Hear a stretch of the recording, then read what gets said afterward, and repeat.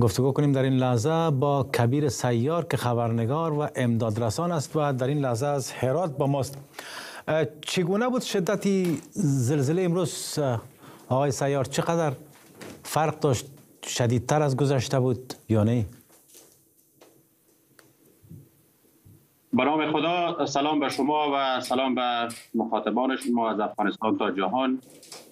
اول خو دعا و درود میفرستم برای شهدای زلزله اخیر ولایت هرات، ولسوالی زندجان و جمعاً ولسوالی هایی که در همجواری به سر میبرند.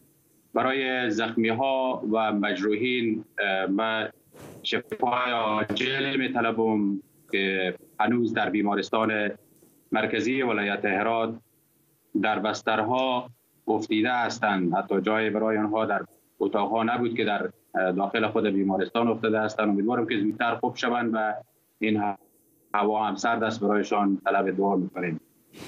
و زلزله 4 ریشتری امروز هم متاسفانه هرات لرزان، ولی خب نمیشه گفت که به پیمانه یا مقیاس زلزله که 3 زلزله که رخ داد در هرات دو پیمانه باشه. خب 4 ریشتر بود، 2 ریشتر پایین‌تر از زلزله های گذشته و اینها به نام پس لرزه یاد میشه و این پس لرزه باز هم نگرانی و دلهره را در دل هراتیان دوباره به وجود آورد و دیشب آرامش مردم هرات تقریبا حفظ شده بود و میخواستن به خانه های خود برند و خیابان ها و بلوارها و گلوارهای داخل شهر دوباره پر از خیمه ها شد و این خیمه نشین ها شهروندان هرات هستند، دوستانشین های هرات هستند که دوباره پس به شهر آمدند و متاسفانه در خیابان ها به سر میبرند.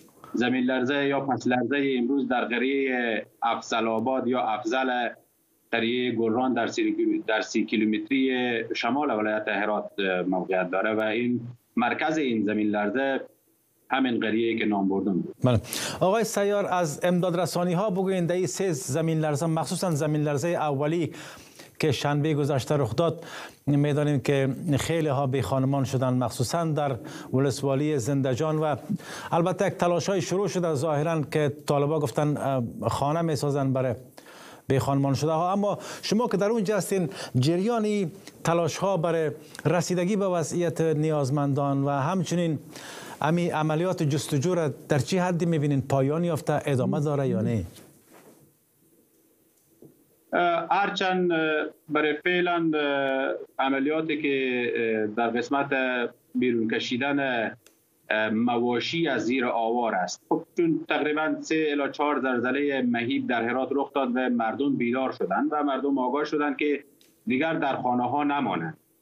تنها مواشی که در ولسوالی ها تلف شدند و مردم همه در خیمه ها زندگی میکردند، سازمان ملل متحد، دفتر اوچا، بنیاد خیریه پسران خافی و بنیادهای دیگری که در هرات است، اینها عاجل شتافتند به منطقه، خیمه بردند، کمک کردند، غذا بردند، آب سیی آشامیدنی بردند و اینها بالاخره کمک کرد برای خیمه نشینای روستایی ما در ولسوالی ها که اونا به داخل خانه ها نرند و از مرگی که پیش روی اینا بالاخره حتمی هست جلوگیری شود. این کمک بسیار شایانی بود. خب کماکان آنچه را که ما ببینیم، امارت اسلامی هم توجه خود داره. ولی هرات در این قسمت به نهادهای زیربط خود هدایت داد که از آنچه که توان شما هست تحت یک کمیسیون که تشکیل شده باید برای مردم روستاها و متاثر از زلزله انجام بدین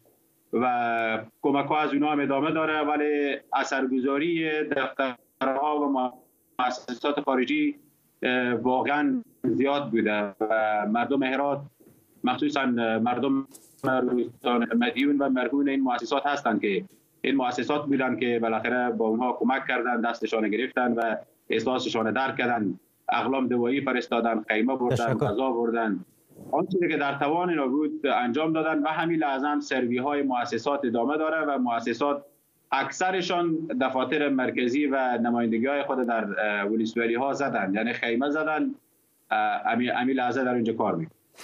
تشکر از شما کبیر سیار، خبرنگار از هرات، به خاطر جزئیاتی که درباره تحولات مرتبط با زلزله امروز ارائه کردین.